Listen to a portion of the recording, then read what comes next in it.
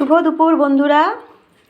আজকে শীতের সবজির সমাহার হয়েছে আমার রান্নাঘরে। কেন বলছি? যেমন দেখো, পালং শাকের চচ্চড়ি চিংড়ি মাছ দিয়ে, সমস্ত রকম সবজি দিয়ে, চুনো মাছ দিয়ে টক। সবজিতে কী কী আছে? রাঙালু, কচু, বেগুন, কুমড়ো, ঢ্যাঁড়স, মূলো, চুনো মাছ দিয়ে টক, অবশ্যই পাকা তেঁতুলের, আর তাতে মিষ্টি দিয়েছি। এই টকটা কিন্তু শীতকালে ব্যাপক লাগে খেতে। আর ধনেপাতার চাটনি, ওটা এখনও একবারও বানানো হয়নি, এবার বানাবো। আর হয়েছে কাতলা মাছের কাঁচা টমেটো দিয়ে ঝাল।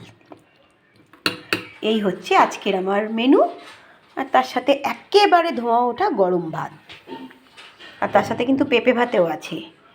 শীতকালে একটু বেশি পেট গরম হয়, তো তাই জন্য মাঝে মাঝে পেঁপে ভাতেটাও খেতে হয়। তোমরা কি খাও? এখন টাটা, আসছি পরের ভিডিও নিয়ে।